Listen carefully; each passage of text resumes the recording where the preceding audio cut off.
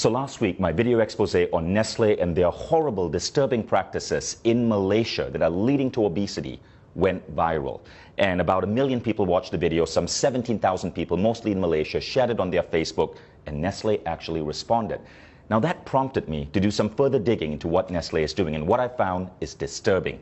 That's what I'm going to talk about in this video. See, Nestle says that their drink Milo is a health drink. They run ads telling kids to drink Milo every single day. They say that Milo gives you energy.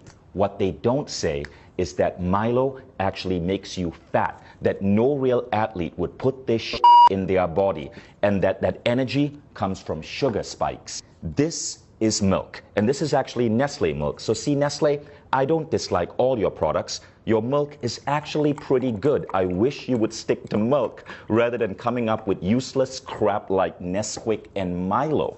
Now, most kids in America and Europe drink milk because we know that milk can have a good effect on kids. Milk has natural sugars, lactose. It's a natural sugar. Nestle gets parents in Asia and the developing world to add this crap to milk, Milo. So Nestle's press release says they try to put 6 grams of sugar in a glass of Milo. Not true. At the back of a Milo tin in Malaysia, it actually says add 3 teaspoons of Milo. 3 teaspoons of Milo is roughly 9 grams of sugar.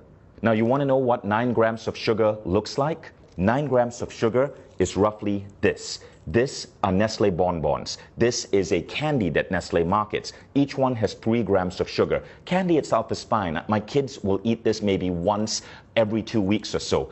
But Nestle's advertising is basically telling moms in Malaysia to add Milo to kids' milk, which is the equivalent of putting 1, 2, 3 bonbons in a glass of milk before sending that kid off to school. Now, what do you think that does to this kid's body, to this kid's cognitive functioning? This much sugar comes really close to the daily recommended sugar allowance for an adult, which is 25 grams. A glass of Milo, 20 grams of sugar. But that's only the start of the bullshit. Everybody in Malaysia knows that most Malaysians don't just drink Milo with milk. They often take Milo powder and add this to it. This is sweetened condensed milk. In Malaysia, because of Nestle's marketing that says Milo is healthy, people feel it's justified to add sweetened condensed milk on top of their Milo, creating what is in fact a sugar bomb with up to 40 grams of sugar into a child in the morning before sending them to school. By the way, Milo isn't just bad because of its sugar content. One of the primary ingredients in Milo is something called maltodextrin. I want you to Google that, maltodextrin. This is what Nestle is having us put into the bodies of Malaysian children. Now, if you think Nestle is content with just screwing up kids' milk drinking habits in the developing world, think again. This is what a reader sent me from Australia. In Australia, the Nestle ads for Nesquik, their chocolate milk drink, says, make ordinary milk into extraordinary. Ordinary milk is a nutrient-dense drink that's healthy for kids. But Nestle is getting kids to pour this crap called Nesquik into their milk. Now, you want to know the sugar content of Nesquik? Check this out. In 11 grams of Nesquik, there are 8.8 grams of sugar. That's 80% sugar, which is why in Britain, the government banned Nestle from advertising Nesquik as a great start to a child's day. Now, it would be disturbing enough if Nestle was simply, as a massive food company, screwing up the way kids drink milk, but they're also screwing up breakfast. So this is a breakfast cereal from Nestle called Strawberry Minis, right? Strawberry Minis, there's a picture of a strawberry here. It looks healthy in every way, but then you read the ingredient label.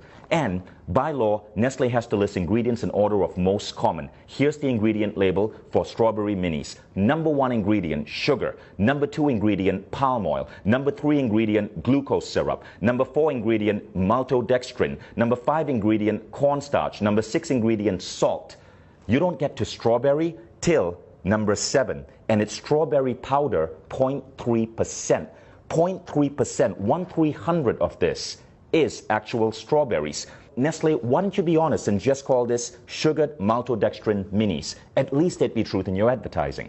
Now, in the press release, Nestle justifies the addition of sugar in this way. It's to maintain the taste that Malaysians are used to. That's like a drug dealer saying, I have to keep giving my client cocaine because he's used to the high of cocaine. which is an actual apt example because scientific studies are now showing that sugar is as addictive as cocaine. Consuming sugar produces effects similar to that of cocaine, altering mood, possibly through its ability to induce reward and pleasure, leading to the seeking out of sugar. Nestle puts sugar in their products because it gets you hooked on them, so you keep buying Nestle products, which is why their stock is continuously growing the more addicted you get. Nestle has successfully made Malaysia the world's highest per capita consumers of Milo. Nestle's mission and vision say this: to be the world's leading nutrition, health, and wellness company. Let's think about that. If the world's leading nutrition, health, and wellness company is telling our children to pump this into their body, what does this say about the future of the human race? And I am not at war with you.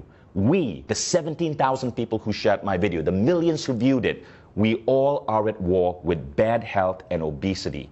It's killing us, literally. It's making our kids obese. It's reducing the performance of our children in school. All we want you is to be on our side and to live up to your damn mission. And that means being truthful in your advertising and not putting craptastic, sugary like this and calling it food. Now, Nestle has been in controversies before. There was the baby powder controversy. Millions of babies malnourished because Nestle convinced women in India and Africa to feed their babies Nestle baby powder rather than breast milk. There is the water controversy in the United States, where Nestle has become the world's biggest supplier of bottled water, and in many cases convincing people that they need to buy expensive plastic bottled water, which ultimately causes mass plastic pollution, huge greenhouse contribution, rather than drink the water from their tap, which in many places is actually clean. All of these controversies were exposed. Nestle had to change practices because people like you spoke up. People like you would not let a large corporation get away with the lies, which is why I really appreciate you guys who shared that last video. There was something Nestle said in that press release that I really liked, and we got to give them credit for. They said, "In line with the ever-evolving needs of our consumers, we continuously make efforts to produce healthier and tasty products."